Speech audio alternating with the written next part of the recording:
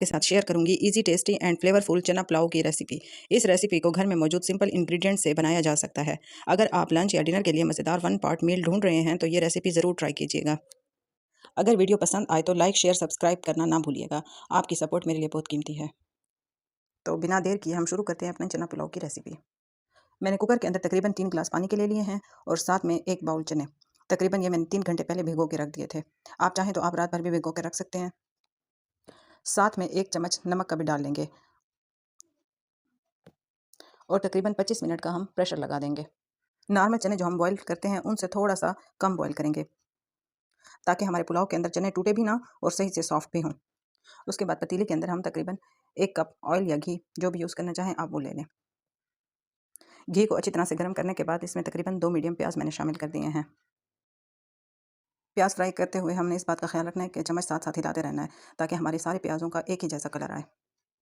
और इस बात का ख्याल रखना है कि हमारे प्याज जलें भी नहीं और कलर अच्छा खासा डार्क ब्राउन होना चाहिए। इसके साथ ये होगा कि जो देख का हम पुलाव खाते हैं ना, तो वो वाला टेस्ट आएगा इसमें। आप देख सकते हैं कि मैंने किस तरह से प्याज ब्राउन किए हैं।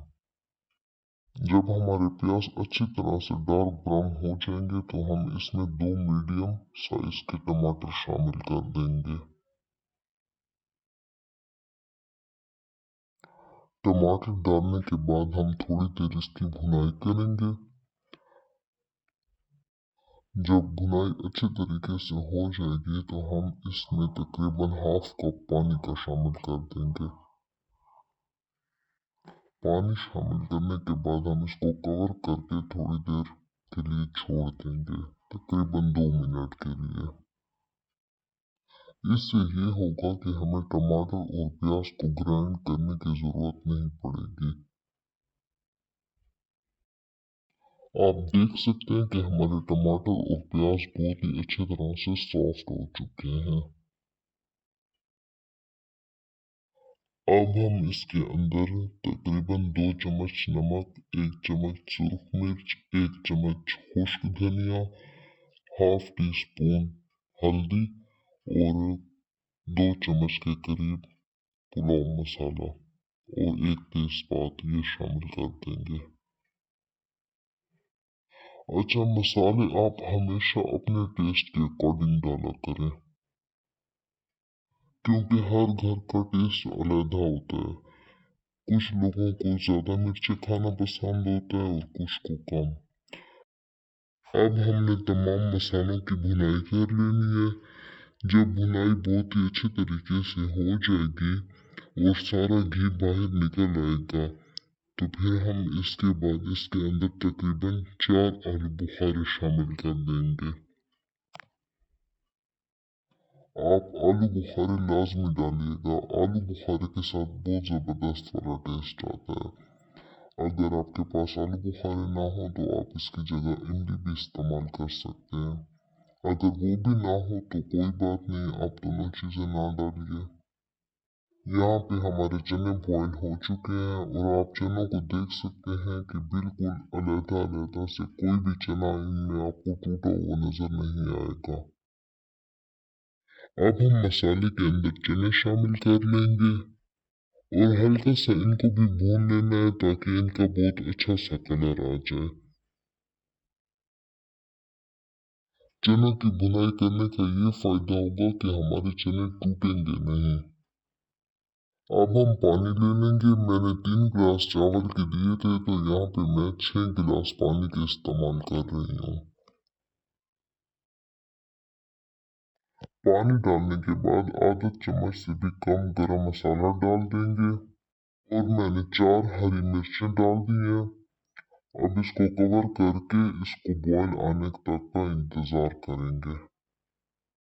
और अब हमारे पानी को बॉयल आ चुका है। अब हम इसके अंदर चावल शामिल कर देंगे।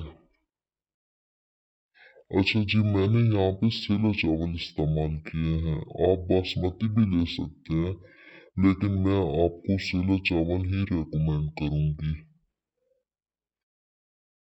अब हम चावलों को अच्छी तरीके से मिक्स कर लेंगे।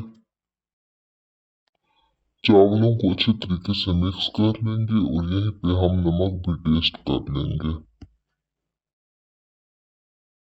अच्छा, जब भी आप पुलाव बनाएं तो इस बात का ख्याल रखें, जब आपकी यखनी तैयार हो जाए आप चावल डाल लें तो मामूल के हिसाब से थोड़ा सा नमक ज़्यादा रखें।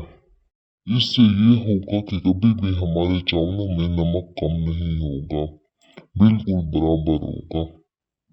क्योंकि अक्सर ये होता है कि चावलों के अंदर नमक हल्का कम रह जाता है। अच्छा, पुलाव तो हर कोई बना लेता है, लेकिन खिला खिला पुलाव बनाने के लिए हमें छोटी छोटी टिप्स का ख्याल रखना पड़ता है। जब हम इन छोटी छोटी टिप्स का ख्याल रखेंगे तो हमारा पुलाव बिल्कुल खिला खिला बनेगा, कोई चावल इसमें नहीं टूटेंगे। अच्छा भाई, बातों बातों में तो हमारे चावल दम के लिए बिल्कुल रेडी हो चुके हैं। अब हम तकरीबन 15 मिनट का दम लगा लेंगे। फ्लेम हमने बिल्कुल कम कर देनी है, बहुत ही हल्की फ्लेम पर हम 15 मिनट का दम लगाएंगे। जब तक दम लग रहा था तब तक मैंने सलाद और रायता तैयार कर लिया था। आप देख सकते हैं कि हमारे चावल किस तरह से खिले खिले बने हैं।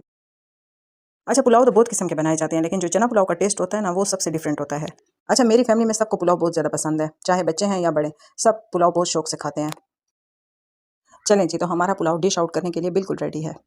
आप देख सकते हैं कि चावल किस तरह से खिले खिले बने हैं, और आप यकीन करें कि ये खाने में भी बहुत ही ज़बरदस्त बना है। जो चने हमने डाले हैं वो भी बिल्कुल अलग से नज़र आ रहे हैं। तो चना पुलाव की कमाल की बात यही होती है कि चने सॉफ्ट भी होने चाहिए अच्छे तरीके से, और हर दाना अलग से नज़र आए।